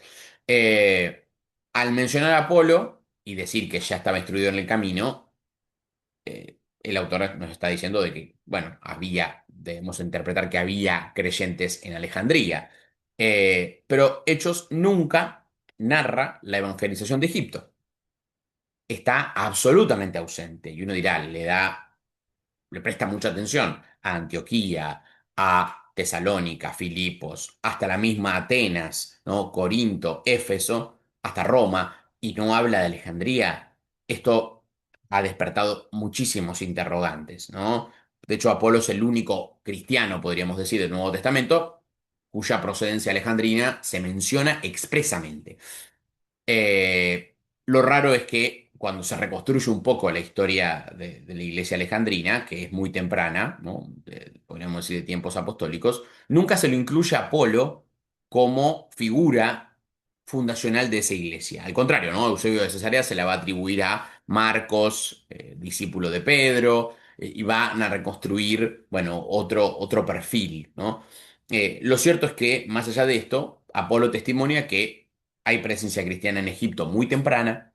Y lo interesante es que sí, parece que él salió de ese núcleo y se integró a la misión en el mundo paulino. De hecho, Pablo lo nombra a Apolo en las cartas, no menciona su procedencia, ¿no? Dato que tenemos por hechos nada más, pero la memoria de la institucional, diríamos, de la iglesia alejandrina termina construyéndose en torno a otra figura del periodo apostólico que es Marcos, ¿sí?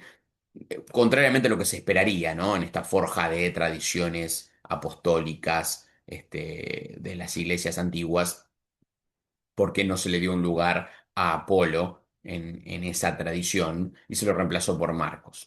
Quedando como un personaje no solamente secundario, sino también sometido a la esfera apostólica de Pablo. Y para ir cerrando, hay creo que también una clave importante en todo el libro y que hace también, hablando de puentes, ¿no? Bernabé es puente, y que hace de puente y como basamento apologético por excelencia, y es la ciudadanía de Pablo, la ciudadanía romana. La ciudadanía romana de Pablo digamos, es un motor, explica perfectamente cómo Pablo puede terminar en Roma, ¿no? Solamente los ciudadanos pueden apelar al César, y eso explicaría su viaje final y el hecho de que no sea justiciado en Judea.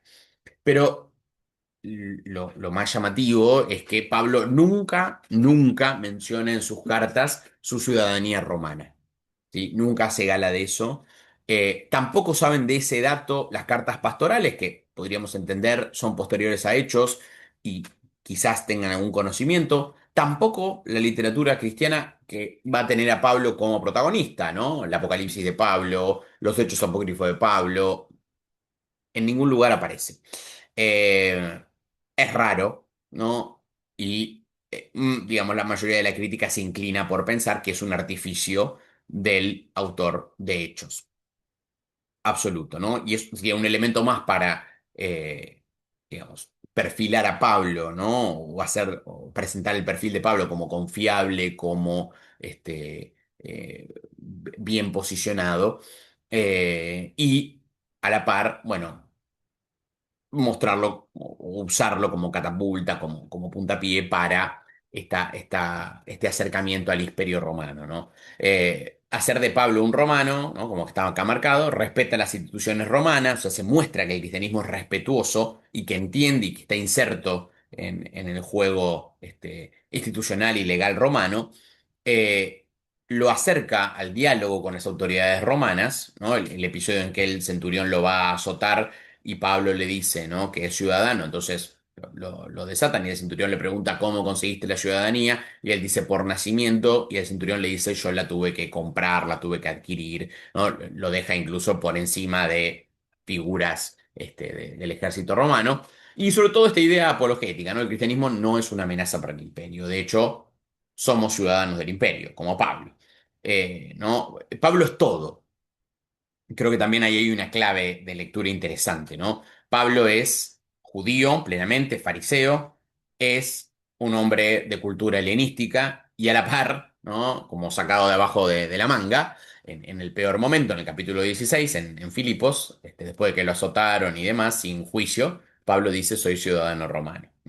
Eh, Pablo si hay un interés en el, diríamos, en el blanqueamiento, en vender correctamente la figura de Pablo a los cristianos que desconfían un poco de él, ¿no? Por parte del autor de Hechos, bueno, esto es como la frutilla del postre, ¿no? Lo hace el puente ideal entre Jerusalén y Roma, ¿no? Pablo es todo, ¿no? Y la ciudadanía romana es un instrumento providencial también, como otros tantos, para cumplir el programa que anunció Jesús.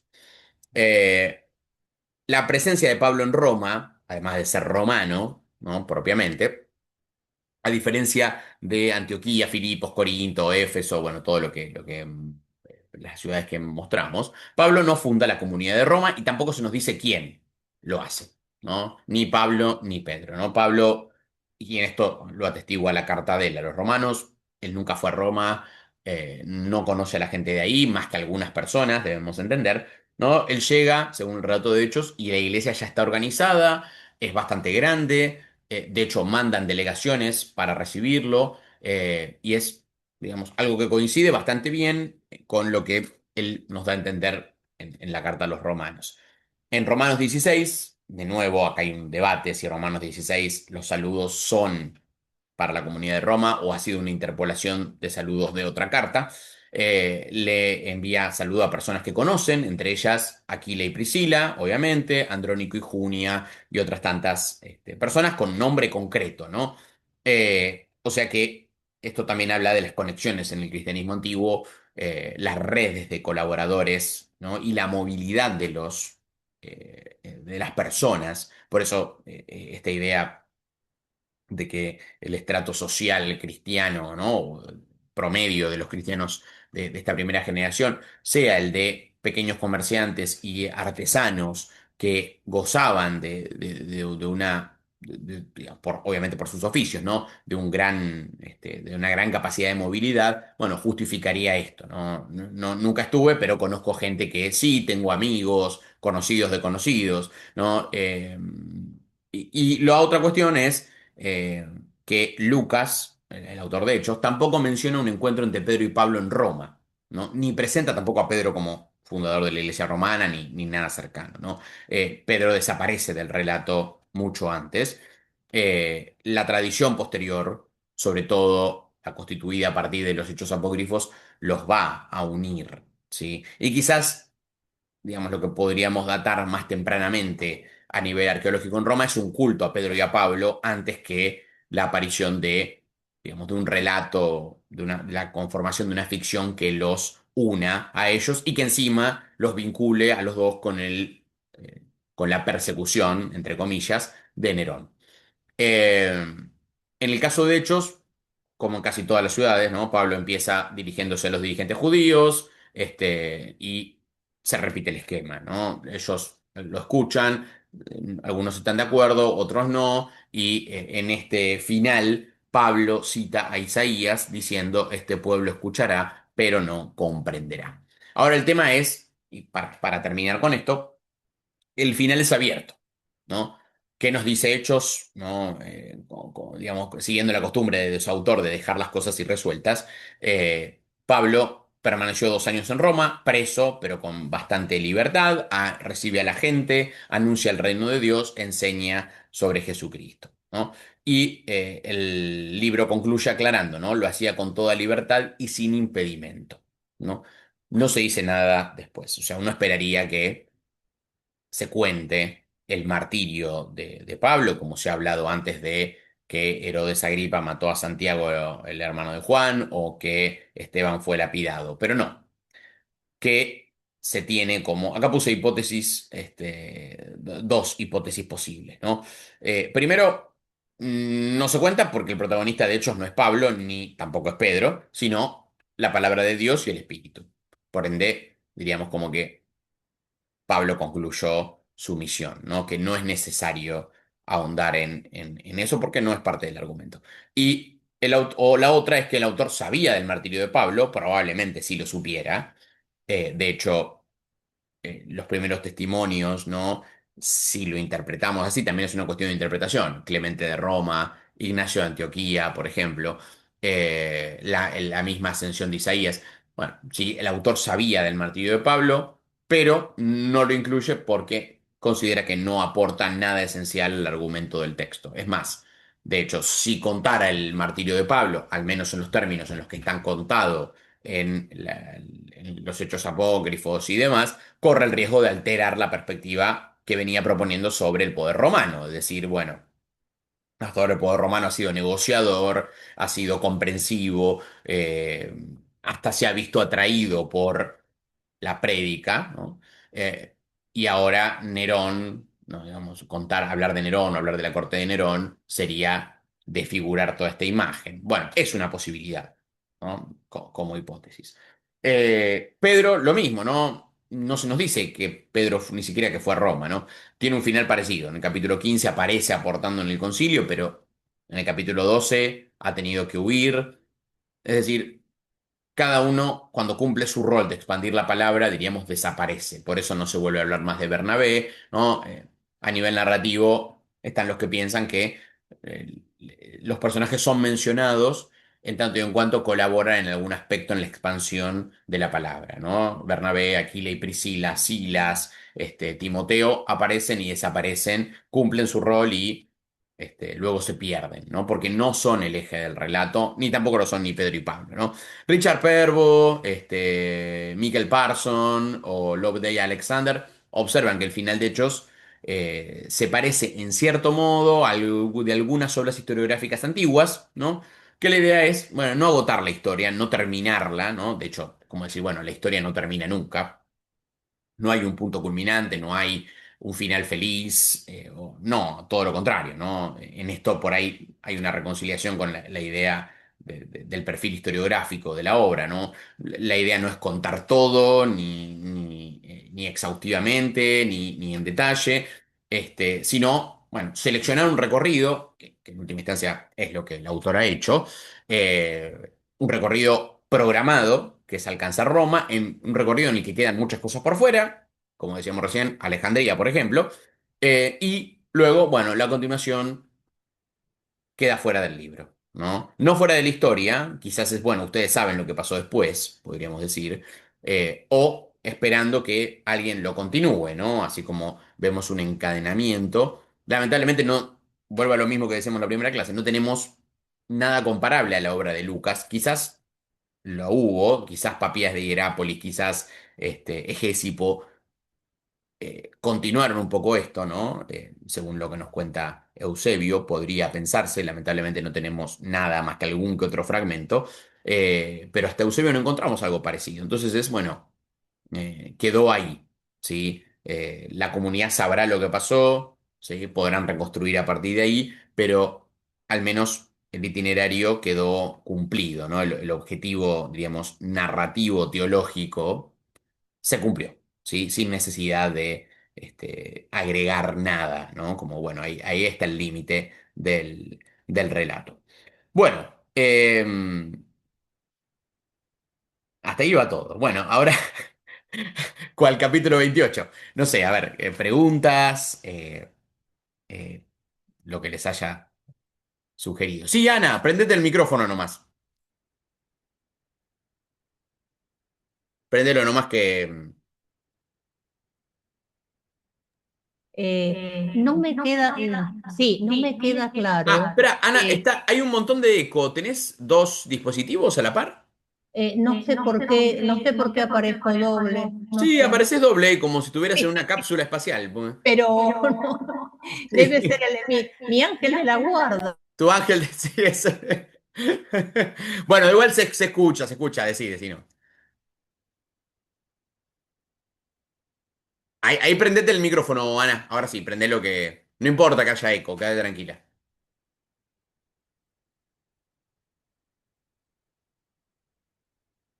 No lo prendiste todavía. Ya Ahí está, está. ahora sí, ahora sí. bueno, da el eco. Es esto, digamos, viene un gentil, ¿no? No lo bautizan, no entiendo esto de que se podría circuncidar y admitir la ley de Moisés, pero ¿y el bautismo dónde queda? Vos decís por lo del capítulo 15 con la Claro, asamblea. Bueno, ahí el problema es no con, y creo que eso Pablo también lo deja bastante claro en las cartas, no es el problema con los que, digamos, a ver, hay casos, no es problema con los que se quieren convertir y ya son judíos. El problema es con los gentiles, o sea, todos los que sí, no son judíos. sí, La propuesta de un primer grupo, ¿no? Del grupo más judaizante, algunos dicen, bueno, los creyentes que venían del sector fariseo es aceptar toda la ley. Como si dijéramos, a ver, lo voy a decir de una forma muy burda, para ser cristiano primero hay que ser judío.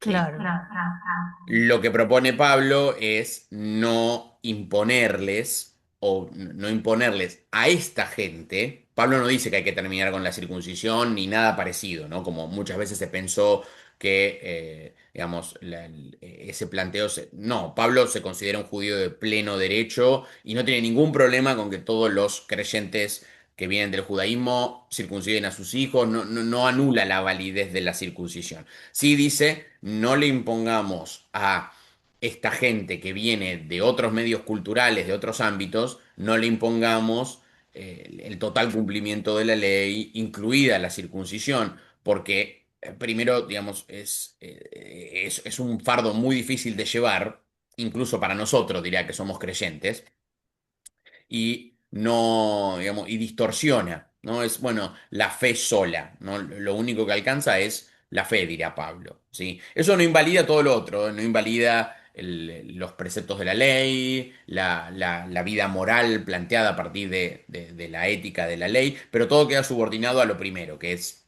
la fe, y por ende el bautismo, ¿no? Que claro. es la Está bien, marca de gracias. entrada.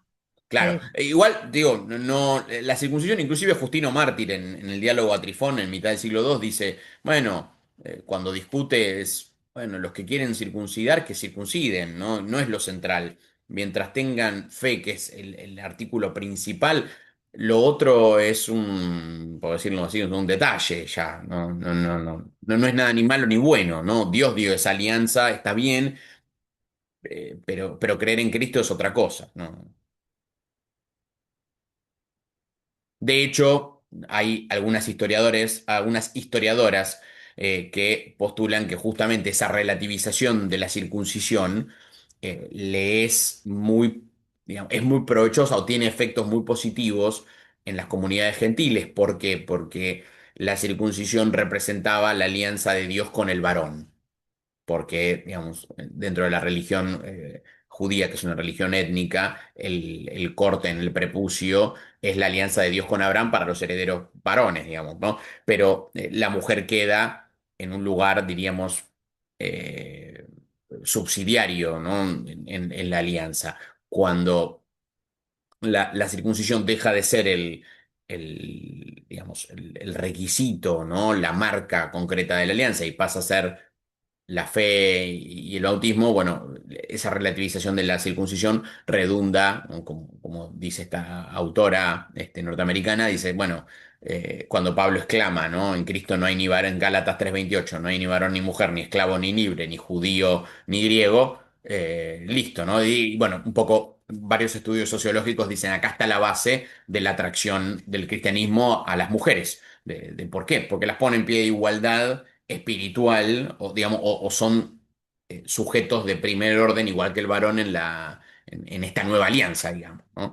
Lo recomiendo mucho, se llama Las Primeras Cristianas Gentiles, de Tazza Willey, ahí lo escribo. Él lo editó, creo que Sígueme en español, lo pueden encontrar en inglés también, pero es un muy lindo libro y analiza justamente el discurso de Pablo en torno a la circuncisión y los impactos que tiene. Eso se dio en se dio en el taller. En el taller me parece que leímos algo, ¿no? De Taza Willey, En el sí. taller está la bibliografía. Ah, bueno, tal cual. Entonces, después si quieren, lo piden, yo lo debo tener entonces escaneado. Eh, se llama Pablo, creo que se llama Pablo y las primeras cristianas gentiles. Sí. Creo que, si no es Sígueme, es Verbo Divino, alguna de las españolas lo editó. Es un libro chiquitito de tamaño. Sí, Enrique. Sí, una preguntita. Vos hablaste al principio del tema del dinero como Sí, una cuestión central o por lo menos de problemática en la primera comunidad y demás. Te quería preguntar si en los primeros padres de la iglesia ha habido alguno en especial que haya profundizado ese tema. Es decir, para ver cómo siguió la cosa en las comunidades que le siguieron, ¿no es cierto? claro. Principalmente los padres, ¿no? Bueno, mira, ahí en general los padres apostólicos todos, o sea, Ignacio, Clemente, Hermas, los mismos apologistas, Justino, Tasiano, y ni hablar después ya los padres alejandrinos, Clemente, Orígenes, todos en algún momento tratan el tema del dinero, ya sea a nivel exegético, ¿no? Recorriendo algún pasaje de Jesús, particularmente el del joven rico, pero siempre el tema suele ser y en esto, por ejemplo, Ignacio de Antioquía en las cartas, en la carta a Policarpo, si querés verlo, ya habla de la década del 120 aproximadamente, habla del manejo del fondo comunitario. Y Policarpo en la carta a los filipenses también habla del manejo del fondo comunitario y vinculado a la asistencia que brindan los diáconos, que habla del caso de un diácono que se fugó con plata de la comunidad. El manejo de los fondos pasa a ser un gran problema porque, digamos, la comunidad aporta, digamos, la autoridad redistribuye o lo utiliza para determinadas actividades y a veces hay un abuso de ese fondo, ¿no? Por eso Ignacio dice, bueno, cuidado, le dice a Policarpo, que con los esclavos, ¿no? Porque se creen que por ser cristianos la comunidad les va a comprar la libertad, la comunidad va a pagar para liberarlos, y eso no es así, como diciendo, bueno, evitar que a partir del manejo del fondo se creen situaciones comprometedoras o que podrían atraer mayores problemas, ¿no? Y después, bueno, el mismo Eusebio de Cesarea en la historia eclesiástica hace todo un recorrido, sobre todo en los primeros tres libros, son 10, los primeros tres libros de después del conflicto, ¿no? De este, o del tiempo idílico, económicamente hablando, de la primera etapa apostólica, como la corrupción económica y las tensiones administrativas de las comunidades llevaron a tensiones, ¿no? Siempre está esta cuestión, ¿no? De qué uso darle al dinero, qué pasa con las herencias, qué pasa cuando alguien dona, si hay benefactores en las comunidades. A ver, va a ser un problema también para las reglas monásticas, ¿no? De decir, bueno, cómo se distribuyen los bienes. Pero ahí te recomiendo que leas la carta a los romanos, la carta a Policarpo de Ignacio de Antioquía, para verlo Correcto. inmediatamente, ¿no?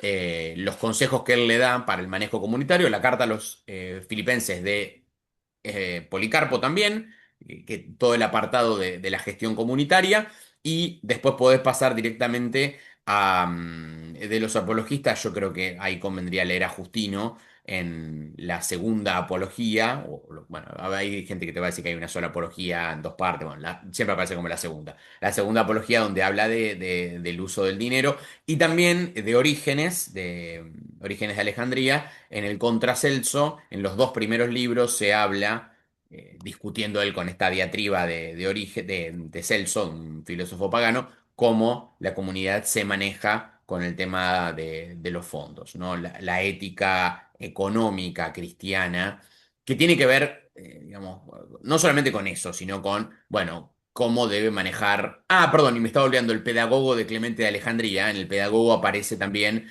cómo los cristianos, se dirige a cristianos más de posición aristocrática, cómo manejar las finanzas y cómo no ser esclavo del dinero, ¿no? Cómo el dinero tiene que ser una base para hacer el bien, hacer caridad, no lujos. Es decir, bueno, hay un uso positivo del dinero. Por contraparte, la carta a Santiago, que justamente ayer acá en el teórico en la facultad estuvimos hablando de eso, la carta a Santiago, que sería de fines del siglo primero también, tiene una postura muy, pero muy crítica en cuanto a la riqueza y a los miembros ricos de la comunidad, ¿no? La famosa frase el capítulo 5 dice, ¿no? Ustedes ricos lloren, ¿no? Ustedes ricos lloren porque Sí, sí, no han sí, sí. pagado el salario justo de los trabajadores y eso clama a Dios. ¿Sí? Hay un uso, hay una postura, a ver, si pensamos que Santiago provendría de una tradición cristiana mucho más judaizante y mucho más conservadora, y mucho más cercana quizás a círculos menos contemplativos con la inserción en el imperio, menos, digamos, menos interesados en la secularización. Bueno, mantiene ese rol, digamos, mantiene ese perfil mucho más carismático y más tajante, ¿no? Cuando Jesús dice, bueno, no lleven ni alforja, ni dinero, ni nada, no reciban plata de nadie, lo que dan, denlo gratuitamente, ¿no? Antiinstitucional, diríamos, ¿no? Y por ahí se podría llegar a rastrear en algunos otros textos algo parecido, ¿no? A que el dinero corrompe. En la ascensión de Isaías también, contemporáneo de Ignacio, aparece esta cuestión, ¿no? Los profetas que hablan desde la codicia, ¿no? Donde no hay espíritu, donde no hay revelación, hablando de un ministerio corrompido también, ¿no? De esa inserción. Pero es una preocupación constante. Ahora, después habría que ver, por ejemplo, toda la exégesis del episodio del joven rico o Claro, claro. del Pero sí, sí, llamado de sí, Mateo. Pero está sí, bien. sí, es una preocupación constante, constante que aparece ya en los consejos entre figuras líderes, ¿no? De, bueno, ¿qué hacemos con el dinero? ¿Cómo lo usamos? Eh, y qué cosas no, sobre todo, ¿no? Después va a aparecer la cuestión de, bueno, de quién aceptar el dinero también. En las constituciones apostólicas en el siglo cuarto, bueno, ojo que hay oficios que no son dignos y que se hacen donativos, no hay que tomarlo, ¿no? Es como el equivalente de un dinero manchado o el dinero venido de la prostitución, de los juegos, y que lo quieren traer a la caja o al arca común de la comunidad, genera resquemor, genera Bueno, resquemor. muchas gracias, Pero muchas no, gracias. buenísimo, es un gran tema, sobre el cual Sí, hay sí, sí, sí, sí. bastante, bastante escrito. Así que sí, sí. Ah, gracias. Bueno, gracias. No, por favor, Enrique, gracias. Bueno, acá Lucía justo se tiene que ir, así que también gracias por los aportes. Cualquier cosa, obviamente, yo siempre estoy a disposición ahí en la biblioteca como colaborador, así que lo mismo que cualquier requerimiento bibliográfico, siempre Pablo está encantado de hacer su investigación para acercar el material. Pero bueno, Muchas gracias, muchas gracias. hoy en día todo se consigue, ¿no, Pablo? Finalmente. Sí, con mucha paciencia, la providencia siempre ayuda. Sí, sí, sí, tal cual, tal cual. En esta era digital hay que sacarle provecho, Por ahora, por ahora, por ahora. pero tal cual. Bueno, les agradezco mucho a todos, en serio, el tiempo, el haber participado este año, y bueno, siempre los animamos mucho a que sigan con las actividades de la biblioteca. No sé, Pablo, ¿cuándo es el próximo Casiciacum? ¿Para cuándo se programa? Posiblemente en En septiembre. septiembre. Sí, antes quizás tengamos el Augustinus, Sí. que inauguramos el año pasado con Pamela Chávez Aguilar de Chile, Natalia Jacubecki y Estefanía Sotocorno, sobre el tema de la violencia verbal. Vamos Mm, a ver si este año nos dan los tiempos y podemos ver algo sobre el tema de Magnífica Humanitas. Humanitas, claro. Mm. Sí. Pero bueno, vamos a ver, vamos a ver. Buenísimo. Bueno, y el año que viene las jornadas de Sí, patrística, así que eso también los esperamos. nosotros dependemos de los investigadores como vos de CONICET y bueno, es cuestión de poner CONICET en noticias del Google y se van a dar cuenta que la cosa está muy embromada. Pero bueno, siempre hay muy buena voluntad para poder divulgar y también es una manera de seguir haciendo esta gimnasia espiritual en estos tiempos en donde la investigación humanística no está pasando por buenos tiempos en estas pampas, ¿no? Pero Tal bueno, cual, tal cual. Acá acá estamos. estamos Que no es poco, no, y no es acá poco. seguiremos, sí, sin No duda, es sin duda. poco. Así que bueno, los que quieran, obviamente estén ahí cerca, pueden acercarse a la biblioteca. Pablo va a estar muy contento de No, sí, por recibirlos supuesto, me pueden siempre. escribir si necesitan algún texto extra o algún tema en especial. También a veces tenemos el canal con investigadores que quizás ustedes no conocen, pero que están en esos temas. Y bueno, ¿no? Tendemos puente y después ya se comunican entre ustedes y de Tal esa cual, manera también, ¿no? Se sigue sembrando, ¿no? tal Así cual, que bueno, tal quizás cual. también tengamos entre las actividades para los que están cerca de Buenos Aires o en Buenos Aires, una pequeña muestra de libros dedicados a Agustín del fondo de la última donación que recibimos, del fondo del Oro Maini, que estamos comenzando a preparar ahí con un pequeño equipito interdisciplinar, pero bueno, ya están trabajando bastante motivadas acá, así que bueno, ahí Buenísimo, no, estamos. buenísimo. Hay mucha actividad y bueno, hay que aprovecharla y en estos tiempos tan duros para las humanidades, ¿no? La verdad que sí, pero bueno, Así pasará, es. ¿no? Bueno, Pasará. Gracias a todos. muchísimas Muchas gracias. gracias a Gracias, vos. Gracias, Andrea, Ana, Andrea, Ana, Adriano, Enrique, Gracias. Enrique, gracias a muchas todos. gracias a Gracias. todos, Bueno, que tengan Adiós. una Nos buena vemos semana mañana. y nos estaremos viendo, Dios Igualmente. mediante. Dios Chao, mediante. hasta Chao, luego. Hasta chao. luego. Mariano. Ahí te escucho. Espera que